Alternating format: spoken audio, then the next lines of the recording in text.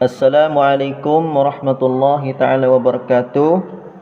Alhamdulillahi rabbil alamin. Wabihi nasta'in. Wala hawla wala quwata illa billahil aliyil azim.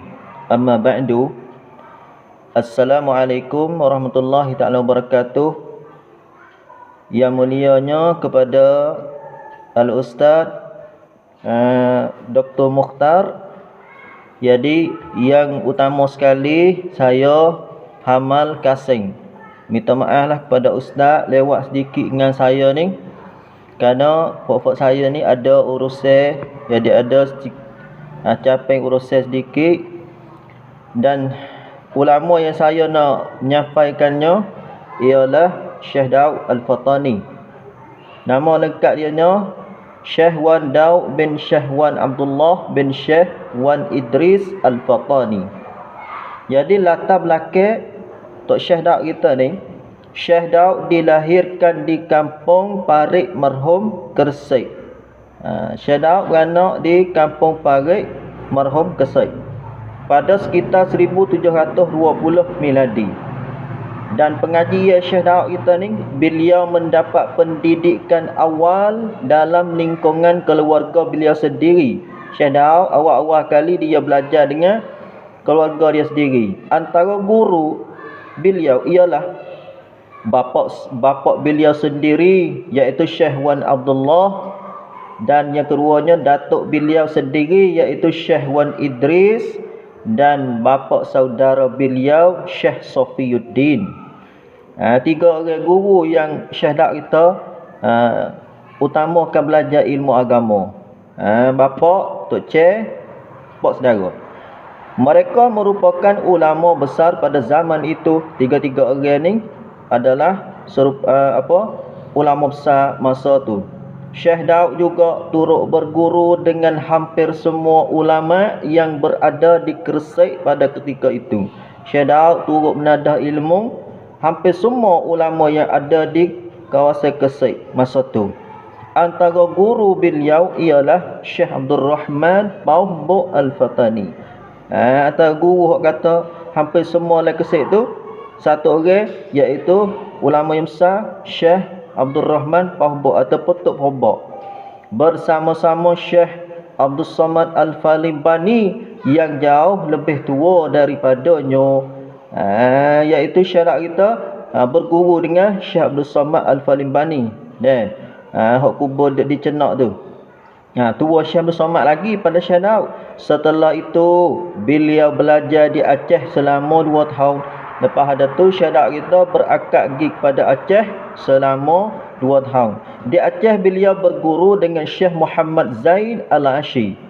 Di Aceh dia berguru dengan Syekh Muhammad Zaid Al-Ashi. Kemudian beliau terus ke Mekah dan Madinah untuk belajar selama 30 tahun.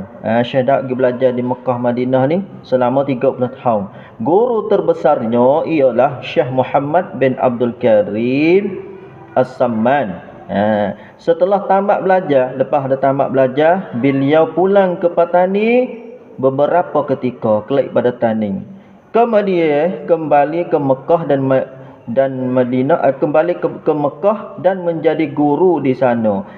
Syekh Daud kelak Tani pergi pada Syekh Daud pergi jadi guru. Selain mengajar, lain pada mengajar ni Syekh Daud di Mekah, aktiviti utama beliau ialah menulis kitab, mengarang kitab. Lain pada mengajar, mengarang kitab dan menjadi syekh dan jadi tok syekh. Mengajar, mengarang kitab, jadi tok syekh. Inilah sekarang latar belakang Syekh Daud.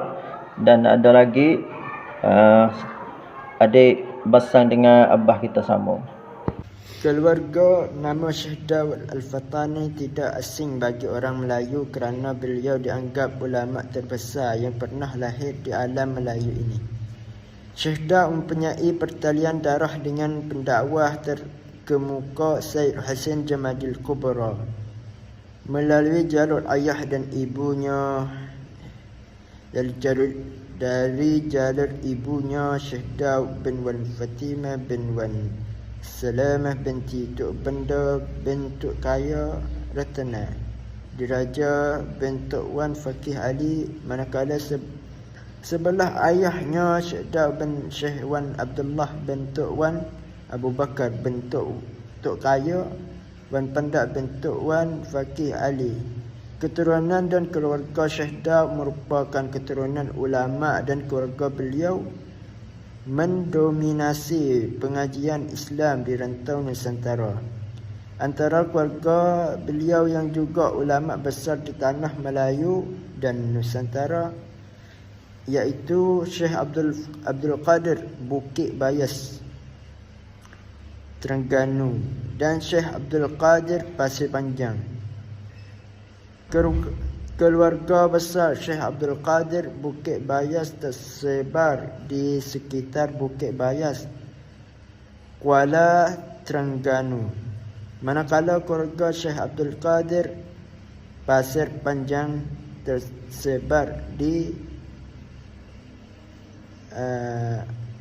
Kampung Sungai Derhaka yang terdiri daripada 10 buah kampung, antaranya Kampung Bukit Tanah. Kampung Bukit Tanah pada masa kini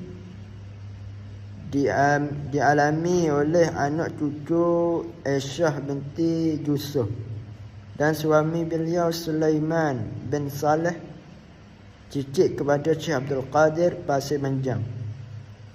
Syekh Daud Abdullah Al-Fattani adalah sepupu dengan Syekh Abdul Qadir Pasir Panjang kerana Wan Fatimah, ibu Syekh Daud Abdullah Al-Fattani, beradik dengan Wan Abdullah, ayah Syekh Abdul Qadir Pasir Panjang. Kebanyakan kerabat Syekh Daud yang berada di Terengganu adalah pelarian yang lari dari buruan kerajaan Siam selepas kerajaan Patani kalah dalam perang Siam Patani pada tahun 1826 Masehi. Mereka mendapat perlindungan daripada Sultan Baginda Umar 1806 sampai 11 April 1870 Masehi, Sultan Terengganu yang ke-9. Karya Syekh Daud. Dalam beberapa karyanya beliau mengupas masalah-masalah keilmuan. Antara karya beliau ialah Kifayatul Mubtadi fi Usuli Al-I'tiqadi Mursyidin, Isayatu Ta'aluki fi Kalimatil Iman, Hidayatul Muta'allim wa Umdatul Muallim, Sulamul Mubtadi fi Ma'rifati Muhtadi, Furu'ul Masail wa Wusuhul Wasail, Bu'yatul Tulab, Munyatu Musalli. Waktu meninggal dunia, Syekh Daud meninggal dunia ni pada tahun 1847 Masehi ketika berumur 78 tahun di Taif, dan di Makkah di Taif juga, berdekat dengan kubur Abdullah ibnu Abbas sepupu Nabi Muhammad sallallahu alaihi wasallam.